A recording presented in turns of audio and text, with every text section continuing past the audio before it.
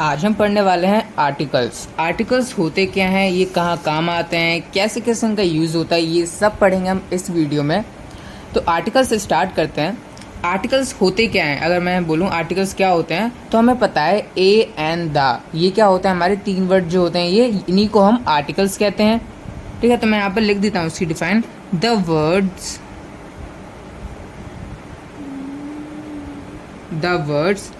A or an and the are called articles। A and the को ही हम क्या कहते हैं, आर्टिकल्स कहते हैं। और ये कहाँ यूज़ होते हैं, ये नाउन से पहले यूज़ होते हैं। यहाँ पर उसके आगे मैं लिख देता हूँ दे, ये नाउन से पहले आते हैं। They come before nouns, before nouns, ये नाउन से पहले आते हैं। इतना हमने समझ लिया। लेकिन इसका मतलब हमने क्या देखा यहाँ पर कि आर्टिकल क्या होता है, ए एंड द। कोई हमसे पूछा आर्टिकल क्या होते हैं, बोल देना A and the he article होते हैं जो नाउन से पहले आते हैं। ठीक है, तो इससे हमने यहाँ पर क्या सीखा कि आर्टिकल कितने होते हैं, दो आर्टिकल होते हैं, यानी कि there are two article, two articles. दो आर्टिकल्स होते हैं, कौन कौन से होते हैं, ए और एन एंड द, ये दो आर्टिकल्स होते हैं हमारे। अब हम पढ़ते हैं इसके बाद इनडेफिनेट और डेफिनेट आर्टिकल्स। ठीक है, यानी कि इनडेफिनेट और डेफिनेट में क्या आते हैं, ए और ए एन को, ठीक है, ए और एन को हम इनडेफिनेट आर्टिकल बोलते हैं और द को हम डेफिनेट आर्टिकल बोलते हैं। क्यों बोलते हैं वो भी हम समझेंगे अभी। तो यहाँ पर पहले मैं फर्स्ट पॉइंट डाल देता हूँ। ए और एन को हम कहते हैं इनडेफिनेट आर्टिकल्स। ए और N is called the indefinite article, indefinite ARTICLE article. अब देखो ए और एन को हम इंडेफिनेट आर्टिकल क्यों बोलते हैं और दा को डेफिनेट आर्टिकल क्यों बोलते हैं, तो इसके पीछे भी रीज़न है। क्या रीज़न है, देखो ए और एन क्या, जब हम ए और एन का यूज़ करते हैं तब जो भी वो पर्सन या थिंग है जिसके हम पीछे लगा रहे हैं ए या एन, तो वो उस चीज़ को पूरी तरह डिफाइन नहीं करते हैं। ठीक है, यानी कि पूरी तरह उसको क्या कहते हैं, किसी भी पर्टिकुलर उस चीज़ के बारे में पूरी तरह उसकी इंफॉर्मेशन नहीं दे रहे हैं कि हम एग्जैक्टली किस पर्सन के बारे में बात कर रहे हैं। ठीक है, तो इसको मैं एक एग्जाम्पल के थ्रू आपको समझाऊंगा। पहले मैं इसकी डिफाइन लिख देता हूँ। ए और an is called indefinite articles because, क्यों कहते हैं, because it usually leaves indefinite the person or thing spoken of। जिस भी पर्सन या थिंग के बारे में हम बात कर रहे हैं तो उसको क्या है, इनडिफाइन कर देते हैं। जैसे कि एग्जाम्पल हम लेते हैं अ डॉक्टर। मैंने यहाँ पर एग्जाम्पल लिखा है अ डॉक्टर, ए का यूज़ करा है मैंने यहाँ पर। इंडेफिनेट आर्टिकल्स में कौन कौन से आते हैं, ए और एन आते हैं। ठीक है, तो मैंने यहाँ पर लिखा है एक वर्ड अ डॉक्टर। ठीक है, तो अ डॉक्टर का मतलब क्या हुआ, कोई भी डॉक्टर के बारे में मैं बात कर सकता हूँ, है ना। कोई मैंने पर्टिकुलरली किसी डॉक्टर के बारे में तो कहा नहीं है, यानी कि किसी पर्सन थिंग के बारे में तो मैंने पर्टिकुलरली कुछ कहा नहीं है ना कि कौन से डॉक्टर की बात कर रहा हूँ। कोई भी डॉक्टर की, सब डॉक्टर होते हैं। ठीक है, जितने भी सब डॉक्टर हैं उन सब के बारे में बात कर रहा हूँ। ठीक है, तो इसका सेंटेंस का मतलब हुआ कोई भी डॉक्टर हो सकता है। ठीक है, यानी कि इस ए ने क्या करा है, इस डॉक्टर को कंप्लीटली डिफाइन नहीं करा है, तो इसलिए इसको हम कहते हैं इंडेफिनेट आर्टिकल। और अब देखते हैं दूसरा हम डेफिनेट आर्टिकल, उसकी वजह से दोनों आपको समझ में आ जाएंगे। अब हम देखते हैं डेफिनेट आर्टिकल्स। ठीक है, तो द इज कॉल्ड, द को हम कहते हैं definite article, is called the definite article. इसको हम डेफिनेट आर्टिकल क्यों कहते हैं, बिकॉज ये क्या करता है, ये पॉइंट आउट करता है किसी भी एक पर्सन या थिंग को। ठीक है, ये पॉइंट आउट कर देता है किसी भी एक पर्सन या थिंग को। कैसे पॉइंट आउट, जैसे कि यहाँ पर मैं डॉक्टर का ही एग्जांपल लूंगा। जैसे कि अ डॉक्टर, इसका मीनिंग था कि कोई भी डॉक्टर, एनी डॉक्टर। ठीक है, और सेकंड नंबर जो डेफिनेट आर्टिकल है, अगर मैं यहाँ पर लिख दा ही सॉ द डॉक्टर, ठीक है, तो मैं इसका भी एग्जांपल दूंगा तब आपको समझाऊंगा। तो मैं इसकी डिफाइन लिख देता हूँ। The is called the definite article because it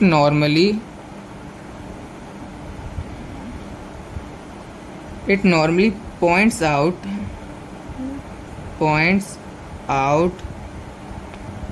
some particular person or thing is called definite article. ठीक है, दा को हम डेफिनेट आर्टिकल इसलिए कहते हैं क्योंकि ये नॉर्मली क्या करता है, पॉइंट आउट करने का काम करता है किसी भी पर्टिकुलर पर्सन या थिंग के बारे में जो भी हम बात कर रहे हैं। एग्जाम्पल इसका हम लेते हैं यहाँ पर, जैसे कि मैं लिख देता हूँ ही सॉ द डॉक्टर। तो यहाँ पर इस सेंटेंस का मतलब हुआ है कि ही सॉ द डॉक्टर, उसने एक डॉक्टर देखा, यानी कि वो उस डॉक्टर की बात कर रहा है, इसको वो जानता है। ठीक है, और डॉक्टर भी उसको जानता है। ठीक है, तो ही सॉ द डॉक्टर ये है हमारा डेफिनेट आर्टिकल, क्योंकि वो किसी एक पर्टिकुलर डॉक्टर की बात कर रहा है जो उसको, वो आदमी जो है जिस डॉक्टर को जानता है, इसलिए उसने कहा है ही सॉ द डॉक्टर। ठीक है, यानी कि वो लड़का जो है उस डॉक्टर को जानता था। ठीक है, तो इसलिए यहाँ पर यूज़ करा है ही सॉ द डॉक्टर। ठीक है, द क्या है, इसलिए हमने इसको दा को कहा है डेफिनेट आर्टिकल, और ए और एन को कहा है हमने इनडेफिनेट आर्टिकल्स। अब आपको समझ में आ गया होगा। ये क्या कहते हैं, पॉइंट आउट नहीं करता है किसी भी पर्टिकुलर पर्सन या थिंग पे, ये पॉइंट आउट करता है किसी भी पर्टिकुलर थिंग या पर्सन या थिंग पे जो इसकी भी हम बात कर रहे हैं। अब हम यहाँ पर नेक्स्ट देखते हैं टॉपिक, ए और एन का कहाँ यूज़ होता है, इसको कैसे यूज़ करते हैं ए और एन, ये भी हम देखेंगे। लेकिन उससे पहले एक और पॉइंट हम देख लेते हैं इनडेफिनेट और डेफिनेट आर्टिकल का। ठीक है, एक और पॉइंट देख लेते हैं। तो अगर इनडेफिनेट आर्टिकल की बात करें, इनडेफिनेट आर्टिकल, इनडेफिनेट आर्टिकल, तो अगर इनडेफिनेट आर्टिकल की बात करें तो ये कहाँ यूज़ होता है, ये यूज़ होता है सिंगुलर काउंटेबल नाउन के पीछे। ठीक है, यानी कि indefinite article used before singular countable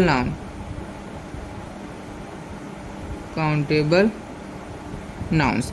indefinite articles use होते हैं हमारे सिंगुलर काउंटेबल नाउन के पीछे। अब देखो यहाँ पर अब जानना पड़ेगा सिंगुलर काउंटेबल नाउन होता क्या है।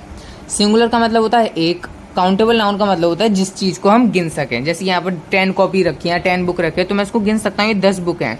ठीक है, जिस चीज़ को हम गिन सकते हैं वो आएगी हमारे काउंटेबल नाउन में। ठीक है, सिंगुलर का मतलब होता है एक, यानी कि एक काउंटेबल नाउन। ठीक है, इंडेफिनेट आर्टिकल यूज होते हैं सिंगल काउंटेबल नाउन के पीछे। तो इसका मैं एक एग्जांपल आपको देता हूँ। एग्जांपल सिंगुलर होना चाहिए, मगर वो जैसे कि मैं यहाँ पे लिख देता हूँ अ बुक।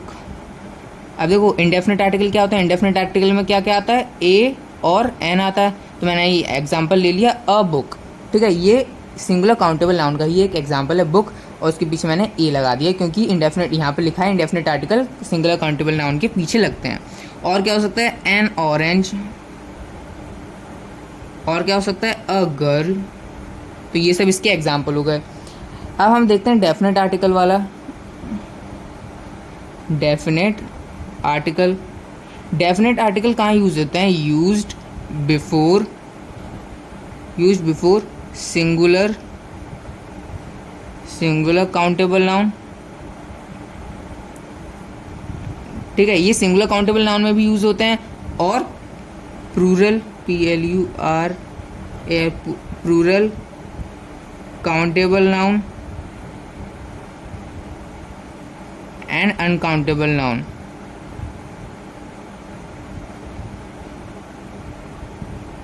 ठीक है, डेफिनेट आर्टिकल कहाँ यूज होते हैं, सिंगुलर काउंटेबल नाउन के पीछे, प्लूरल काउंटेबल नाउन के भी पीछे, और अनकाउंटेबल नाउन के भी पीछे डेफिनेट आर्टिकल यूज होते हैं। यानी कि ये इंडेफिनेट आर्टिकल तो बस सिंगुलर काउंटेबल नाउन के पीछे यूज होता है, लेकिन ये डेफिनेट आर्टिकल यानी कि दा जो है, डेफिनेट आर्टिकल का मतलब क्या है, दा।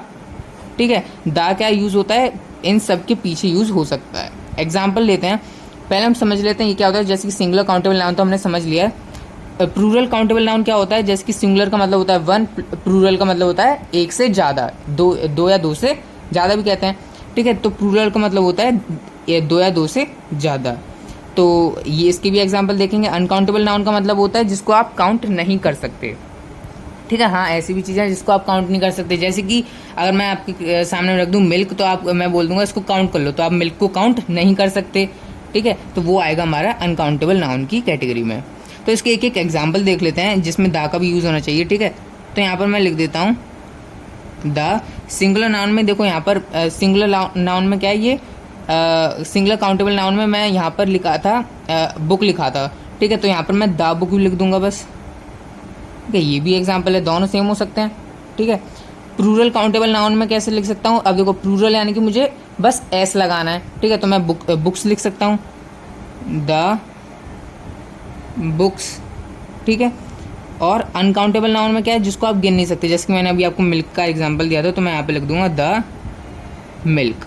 ठीक है, तो ये सब एग्जाम्पल है हमारे दोनों के, ये सब था, तो ये चीज़ आपको समझनी थी। अब यहाँ पर आते हैं मेन यूजेस पे, और ए और एन के क्या क्या यूज़ होते हैं। ए और एन, इन दोनों के क्या क्या यूज़ होते हैं, कैसे हम पहचानें कि कहाँ पर ए लगेगा कहाँ पर एन लगेगा। जैसे कि कोई भी वर्ड दे रखा है, तो जैसे कि दे रखा है बुक और ऑरेंज दे रखा है। ठीक है, आपको क्या क्यों यहाँ पर ए एन क्यों लगाया, यहाँ पर ए क्यों लगाया। ठीक है, एन बुक क्यों नहीं हो सकता था, या फिर ए ऑरेंज क्यों नहीं हो सकता था, ये सब हम जानेंगे इसमें अब। ठीक है, तो यहाँ पर ए और एन के यूज़ देखते हैं। तो देखो एन कब यूज़ करते हैं, हम एन की बात कर रहा हूँ। ठीक है, एन हम तब यूज़ करते हैं जब कोई वोवल साउंड आ रहा हो उस वर्ड से। ठीक है, वोवल साउंड का मतलब क्या होता है, जैसे कि कोई भी आप वर्ड बोलो, उसमें वोवल्स वाले जो भी वर्ड हैं उनकी साउंड आ रही है। वोवल पहले हम समझ लेते हैं वोवल क्या होता है। ठीक है, वोवल। ठीक है, वोवल क्या होते हैं, ए ई आई ओ यू आपने सुना ही होगा कभी ना कभी, तो इन्हीं को हम वोवल्स कहते हैं, ए ई आई ओ यू। तो किसी भी सेंटेंस में अगर इनकी आवाज़ आ रही हो बोलने में, ठीक है, तो वहाँ पर हम क्या लगाते हैं, एन लगाते हैं। तो मैं इसकी पहले पूरी डिफाइन लिख देता हूँ, फिर एग्जाम्पल के साथ, तब आप समझोगे क्या मैं कहने की कोशिश कर रहा हूँ। The choice between a and an is determined by sound. यानी कि जो चॉइस है ए और एन की, हम कैसे डिटरमाइन करेंगे कि ए कहाँ ए लगेगा कहाँ पर एन लगेगा, तो वो उसकी जो भी वर्ड है उसकी साउंड से हमें पता लगेगा। और यहाँ पर लिखते हैं एन का before a word beginning with a vowel sound an. ठीक है, तो यहाँ पर मैंने यहाँ पर क्या लिखा है, जो भी वर्ड बिगिन हो रहा है वॉवल साउंड के साथ, तो वहाँ पर हमारा लगेगा एन। यानी कि कोई भी वर्ड लेते हैं और अगर वो उसमें वॉवल साउंड के कोई भी अक्षर आ रहा होगा तो उसमें हम एन लगाएंगे। एग्जाम्पल हम लेते हैं यहाँ पर ऑरेंज का ले लेते हैं, ORANGE ऑरेंज। ठीक है, तो जब आप मुँह से जब ऑरेंज बोलते हो तो आप क्या निकल रहा है ऑरेंज। ओ का मतलब आ रहा है, ओ आ रहा है ना इसमें, तो ए ई आई ओ यू में ओ तो आता ही है, तो इसलिए ओ आ रहा है, तो इसलिए यहाँ पर एन लगेगा। ठीक है, आप इसको कोई कैसे पहचानता है कि इनमें से कोई भी वर्ड आ रहा है, अगर पहले अक्षर में जैसे ओ आ रहा है तो यहाँ पर भी ओ है तो एन लगेगा। ए ई आई ओ यू, ये छोटे छोटे बच्चे करते हैं। ठीक है, लेकिन कोई वर्ड ऐसे होते हैं जिनमें ये वॉवल वर्ड तो आते हैं लेकिन उनकी साउंड नहीं आ रही होती, वो भी वर्ड हम इसमें वीडियो में देखेंगे, जिसकी एन ऑरेंज हो गया। और क्या होगा, एनिमी, मैं लिख देता हूँ यहाँ पर एनिमी। ठीक है, इसमें आप देखोगे ई आ रहा है, यहाँ पर वॉवल में भी ए ई आई ओ यू में ई आता है, तो इसके आगे एन लगेगा। ठीक है, ये भी सही है, क्योंकि जब आप मुँह से अगर एनिमी बोल रहे हो तो एनिमी ई आ रहा है ना, तो इसलिए ये वॉवल साउंड से मतलब है हमें। ठीक है, अगर बोलने में ई का साउंड आ रहा है तभी एन लगेगा। जैसे कि अब मैं आपको एक एग्जांपल देता हूँ, ऑनेस्ट, HONEST। क्या मुझे आप बता सकते हो इसके पीछे अब क्या लिखा जाएगा? आप बोलोगे ए लिखा जाएगा, मैं बोलूँगा क्यों, क्योंकि बोलोगे यहाँ पर एच आ रहा है और ए ई आई ओ यू में एच आता नहीं है, इसलिए यहाँ पर ए लगेगा। तभी आपका आंसर गलत हो जाएगा। क्यों? यहाँ पर बोला गया है वॉवल साउंड, यानी कि उस अक्षर जब आप बोलो तो उसमें वॉवल के वर्ड आ रहे हैं कि नहीं। और जब मैं ऑनेस्ट बोलता हूँ तो देखो मैं बोल रहा हूँ ऑनेस्ट, ऑनेस्ट, ऑनेस्ट। ठीक है, तो ओ आ रहा है ना, यानी कि ओ आ रहा है, तो ओ ए ई आई ओ यू में ओ तो आता ही है, तो ओ इसमें भी आ रहा है, इसकी साउंड में आ रहा है, तो इसलिए इसकी यहाँ पर क्या लगेगा, एन ही लगेगा। तो यही ऐसे वर्ड होते हैं जिनकी साउंड से ही हमें पता लगाना है। एनिमी में क्या है, ई तो वैसे भी आ रहा है, इसमें भी ई आ रहा है पहले अक्षर में, लेकिन क्या है यहाँ पर एनी में जब आप बोल रहे हो तो भी उसमें ई की ही आवाज़ आ रही है, ऑरेंज जब बोल रहे हो तो उसमें ऑरेंज की आवाज़ आ रही है, लेकिन ऑनेस्ट जब बोल रहे हो तो उसमें ओ की आवाज़ आ रही है, लेकिन पहला अक्षर इसमें क्या है, कुछ अलग लिखा है, क्योंकि हमने एच को क्या करते हैं ऑनेस्ट बोलते वक्त प्रोनाउंस नहीं करते हैं, लेकिन स्टार्ट ये लिखा किससे जाता है, एच से ही लिखा जाता है।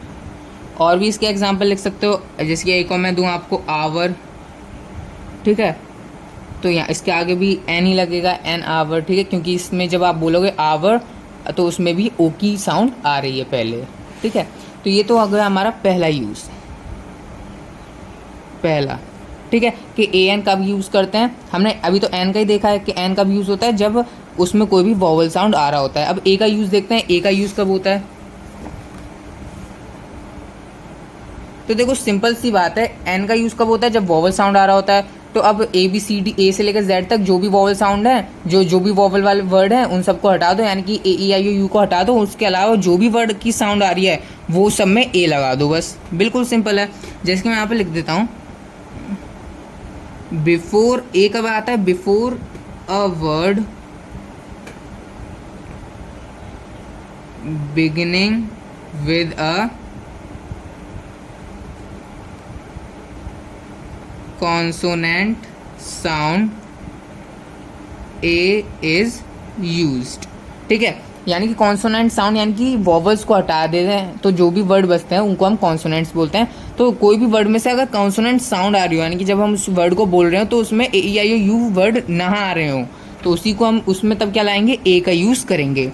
एग्जाम्पल देखते हैं, इसमें भी ऐसे वर्ड होते हैं जिसमें फर्स्ट वर्ड क्या आता है, ए ई आई ओ यू आता है, लेकिन उसकी जब हम प्रोनाउंसिएशन करते हैं तो उसमें कुछ और वर्ड आता है, ठीक है, उसको वाले भी एग्जाम्पल देखेंगे। पहले सिंपल एग्जाम्पल देखते हैं, जैसे मैंने लिख दिया यहाँ पर बॉय, आपने पहले देखा ए ई आई ओ यू कुछ नहीं आ रहा है, इसमें वॉवल वर्ड नहीं आ रहा कोई भी पहला अक्षर, तो आपने ला दिया ए, ठीक है, सही भी है, क्योंकि जब आप बॉय बोलोगे बॉय तो उसमें बी की ही आवाज़ आ रही है पहले। और क्या हो सकता है इसका, अ वूमेन, वूमेन डब्ल्यू की आवाज़ आ रही है, और डब्ल्यू क्या है, वॉवल होता नहीं है। लेकिन अब ऐसे वर्ड देखते हैं जो वॉवल वॉवल वाले वर्ड आते हैं, लेकिन उसकी साउंड क्या होती है, साउंड आती है इसमें कॉन्सोनेंट वाली, जैसे यूनिवर्सिटी, UNIVERSITY, यूनिवर्सिटी, ठीक है। अब आप बोलोगे वॉवल में ई आई ओ यू होते हैं, तो यू तो आ रहा है तो उसके आगे आप एन लगा दोगे, तो ये तभी आपका गलत हो जाएगा, क्योंकि एन यूनिवर्सिटी नहीं होता, अ यूनिवर्सिटी होता है। क्यों होता है, क्योंकि जब आप अगर आप ध्यान से बोलोगे यूनिवर्सिटी को तो आप क्या बोल रहे हो, यूनिवर्सिटी, यूनी, मतलब इसका क्या हुआ, यूनिवर्सिटी जब बोल रहे हो तो आपको अभी समझ नहीं आ रहा है क्या डिफरेंस है, यू तो आ रहा है यूनिवर्सिटी, लेकिन अगर ध्यान से आप सुनो तो आप क्या बोल रहे हो, यूनिवर्सिटी, वाई यू करके बोल रहे हो, ठीक है, uni, U Y O U तो होता है यू, तो उसका यू वाला यू है, तो वाई यू वाला यूनिवर्सिटी निकल रहा है आवाज़ में, ठीक है। तो इसलिए इसमें क्या है, वाई तो वॉवल होता नहीं है, तो इसलिए इसके आगे हमने क्या लगाया, ए लगाया। तो इसमें देख रहे हो कितनी बारीक तरीके से इसमें क्या करना है, ध्यान रखना है चीज़ों को कि कहाँ क्या लगेगा।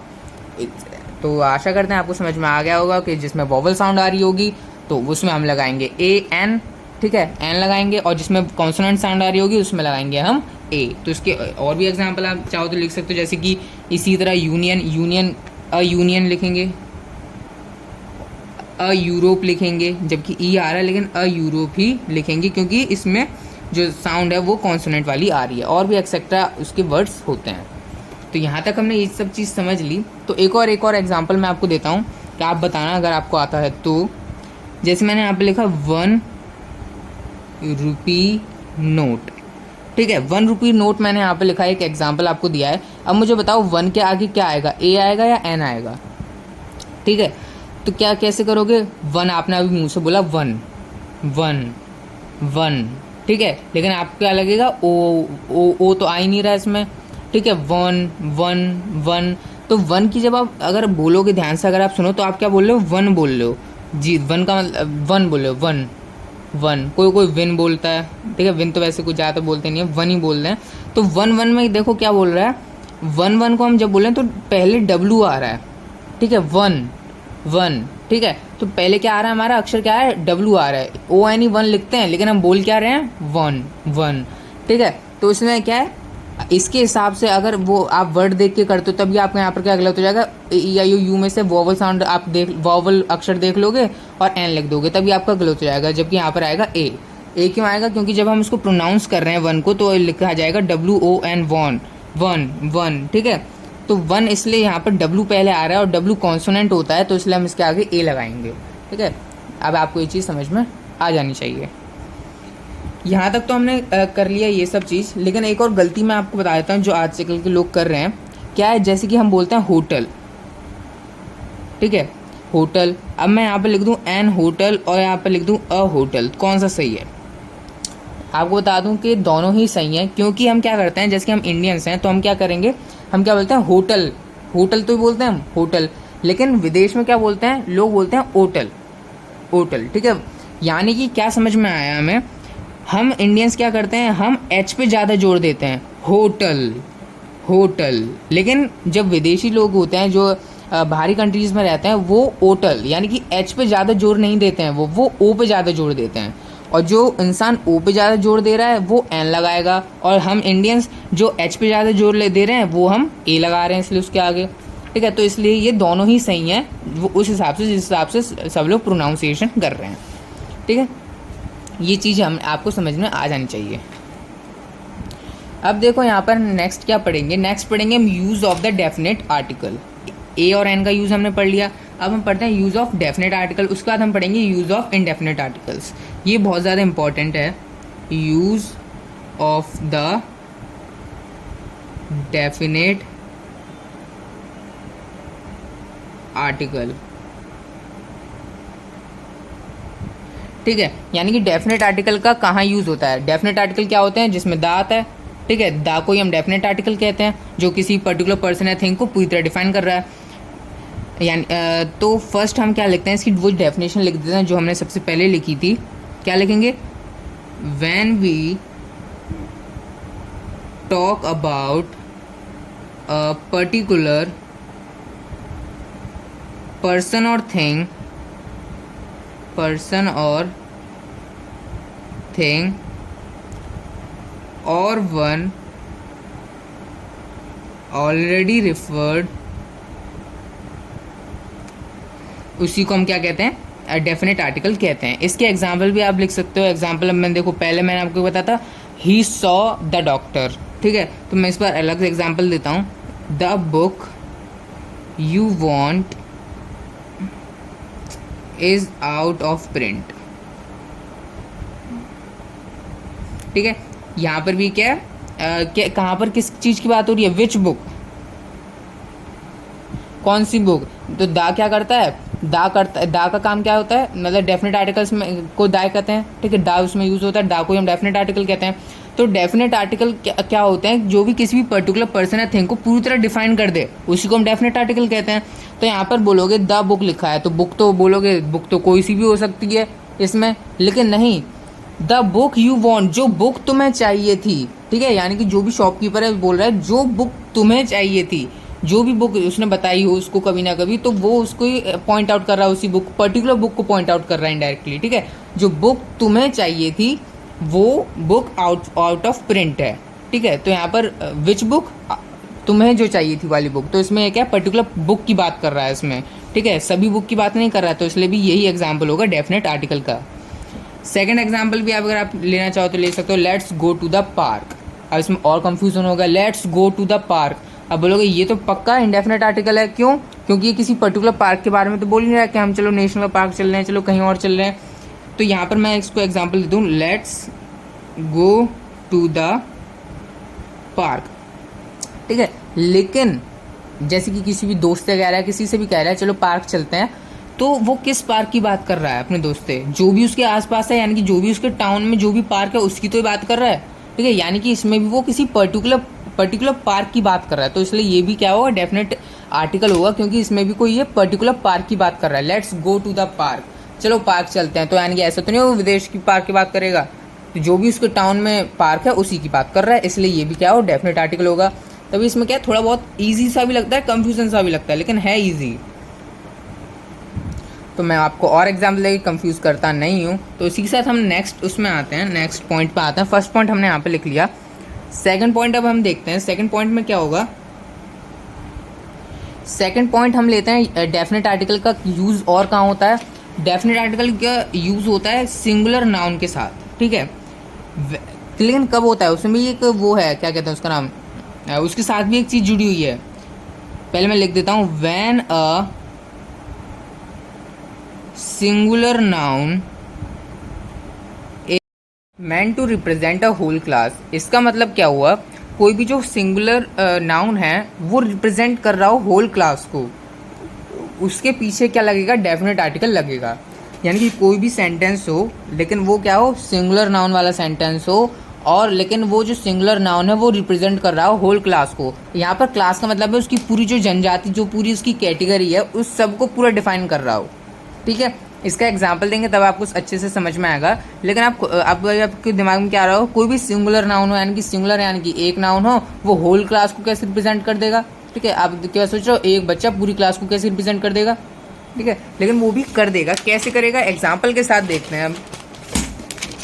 एग्जाम्पल यहाँ पर हम लेंगे फर्स्ट, जैसे कि मैं एक एनिमल का लेता हूँ, the cow is a useful animal. देखो यहाँ पर मैंने सिंगुलर नाउन का यूज करा है, काउ। ठीक है, लेकिन ये पूरी होल काउ, जितनी भी काउज हैं उन सबको क्या कर रहा है, क्लासीफाई कर रहा है। ठीक है, यानी कि the cow is a useful animal. Cow क्या है, एक उपयोगी जानवर है। ठीक है, तो यहाँ पर एक काउ क्या है, काउ तो सिंगुलर नाउन है, लेकिन ये पूरी अपनी जो होल क्लास है, जो भी जितनी भी काउज हैं उन सबको ये क्या कर रहा है, क्या कर रहा है, क्लास वो कर रहा है, क्या कहते हैं उसका नाम, रिप्रेजेंट कर रहा है। ठीक है, तो द काउ, मैं इसको और कैसे लिख सकता था, काउ, अदर वर्ड्स में कैसे लिख सकता था मैं, काउज आर यूजफुल एनिमल्स, ये भी लिख सकता था, लेकिन ये प्लूरल में हो जाता। ठीक है, तो उसमें वहाँ पर क्या है, दा का यूज़ नहीं होता, लेकिन दा का यूज़ नहीं होगा तो डेफिनेट आर्टिकल नहीं होगा वो।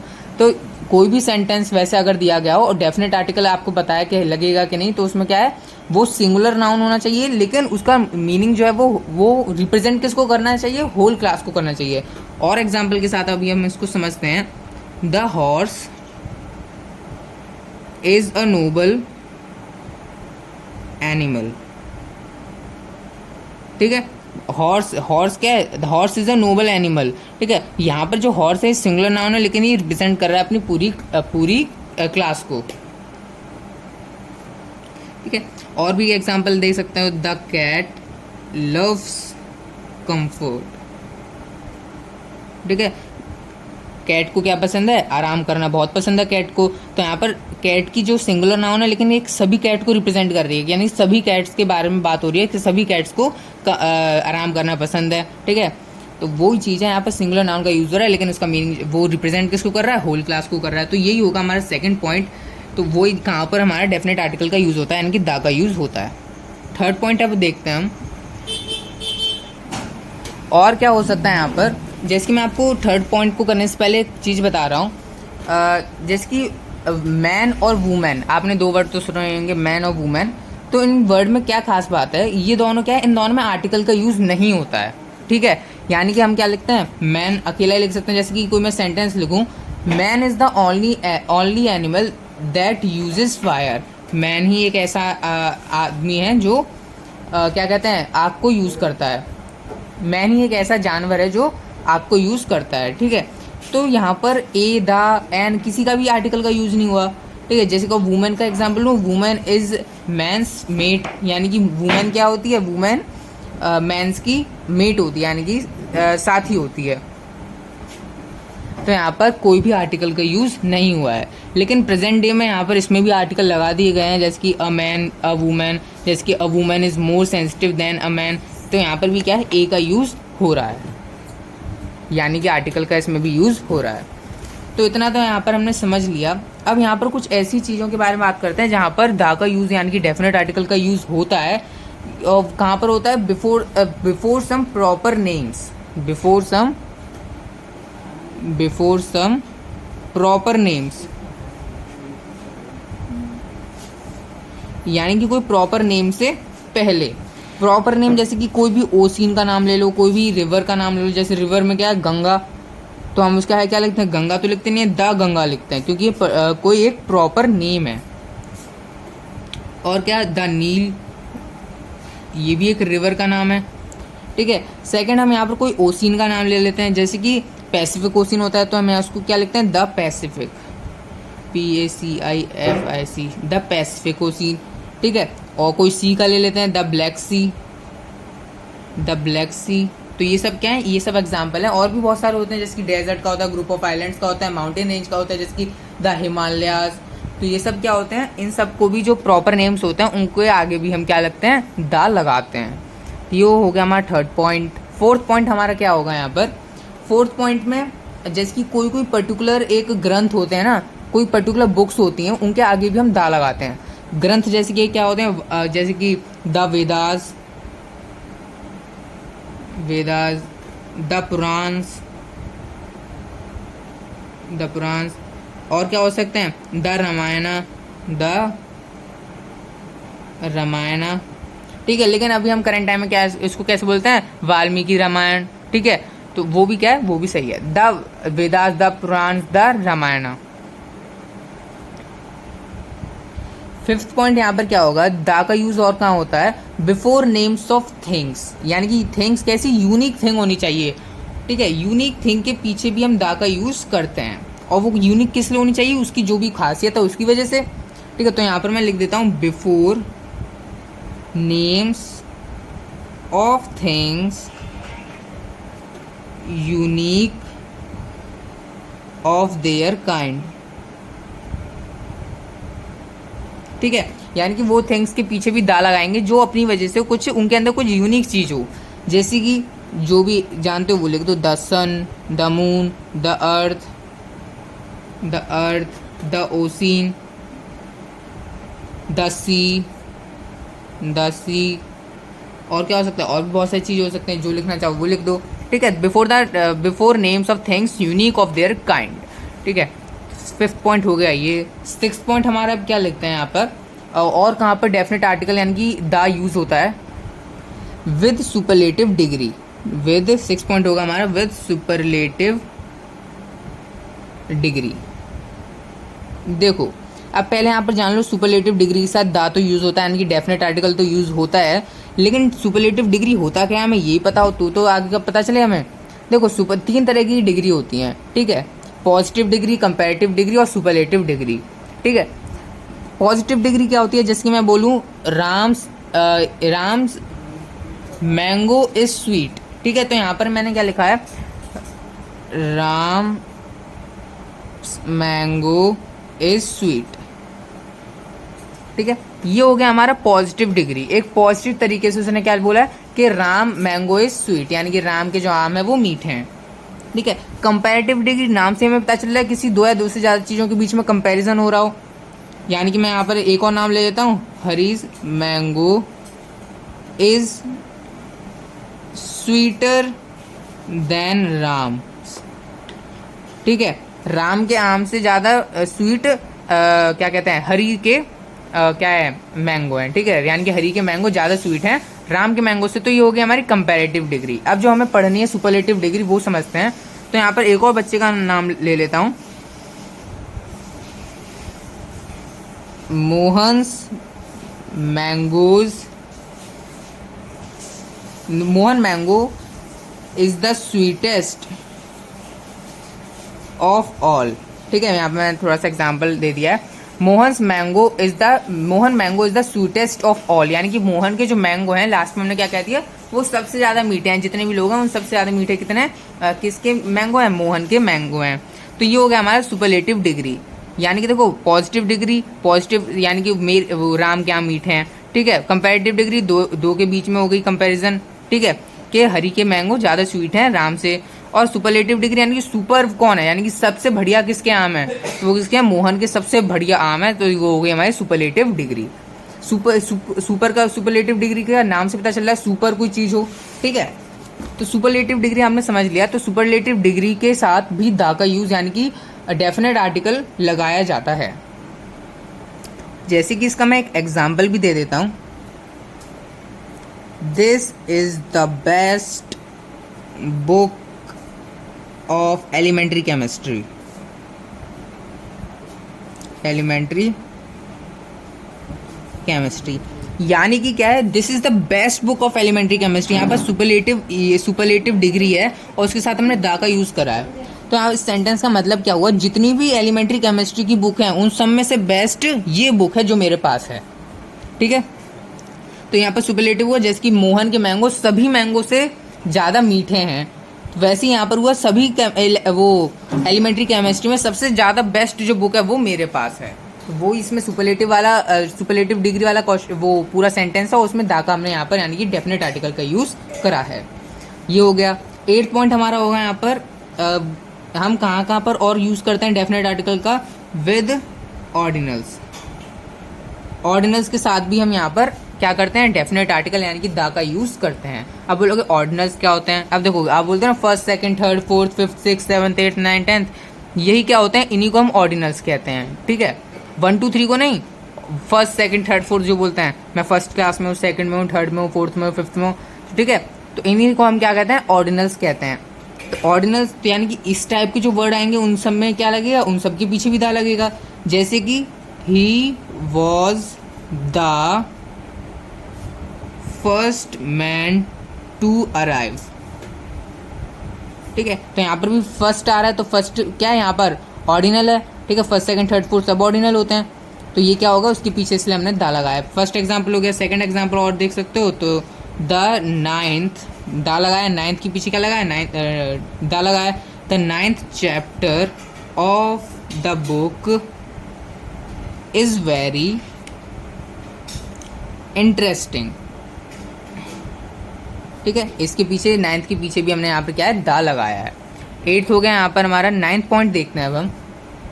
9th पॉइंट में जैसे कि कोई भी दाया डेफिनेट आर्टिकल का कहाँ यूज़ होता है, जैसे कि कोई भी म्यूजिकल इंस्ट्रूमेंट है, उसके पीछे भी, हर म्यूजिकल इंस्ट्रूमेंट के पीछे भी आपको दा लगाना पड़ेगा। ठीक है, बिफोर म्यूजिकल इंस्ट्रूमेंट, कोई भी म्यूजिकल इंस्ट्रूमेंट है उसके पीछे भी आपको दा लगाना पड़ेगा। जैसे कि he can play the flute, तो यहाँ पर मैंने क्या लगाया, दा का यूज़ करा है, फ्लूट के लिए म्यूजिकल इंस्ट्रूमेंट है। तो इसी के साथ हमने यहाँ पर 9 पॉइंट तक हमने देख लिया। तो अब हम नेक्स्ट हम शुरू करते हैं use of the indefinite article.